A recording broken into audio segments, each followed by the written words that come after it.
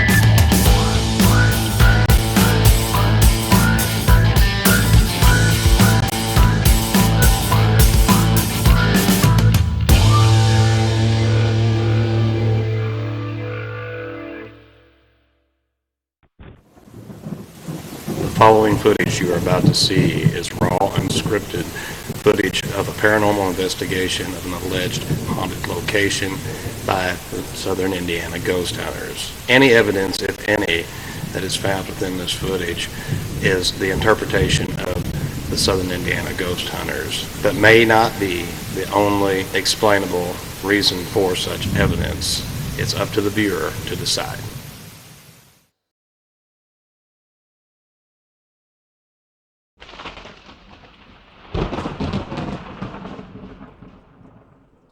Francis Frank Mcharry, born in 1805, was a wealthy and well-known steamboat captain who ran ferry boats from Portland to New Albany. Born to Andrew Mcharry, an Irish immigrant in the southern Indiana area, Mcharry's love of the river seemed only natural. The steamboat masters were not patsies by any means.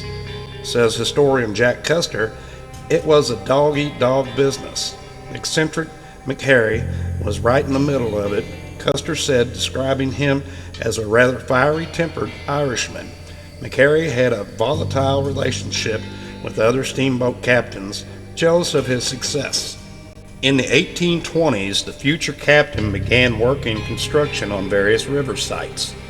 In the early 1840s, he worked as a tow operator. Later, he became a partner in J. Hume & Company, one of the area's leading producers of cement, flour, and lime. In the 1850s, Mcharry entered a new trade, the ferry business, by purchasing the Portland-New Albany ferry. Due to his company's dependence on the river, it was said that as the new burgeoning steamboat trade grew, so did Mcharry's anger and hostility.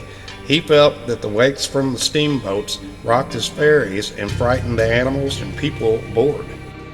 Before his death in 1857, the captain built a burial vault on the river. This is also when Mcharry's anger achieved legendary status. The tomb in which he was laid to rest was to be vertical. Some say it was so Mcharry could look out over his beloved Ohio River through the portal above the door of the entrance of the tomb. Others say it was done so the captain could curse the passing riverboats as well as the bridges crossing the river. His curse stated that anyone who sees my grave will not make it back to the shore, and the river would become their home. Although no documentation exists to support the captain's legendary anger, steamer cruise directors of the 1920s and 30s traveling to Ohio took pleasure in relating and often embellishing the tale of the Captain Francis Mcharry. and his cursed tomb. Soon passing captains began blowing their whistle to ward off the Captain Mcharry's curse.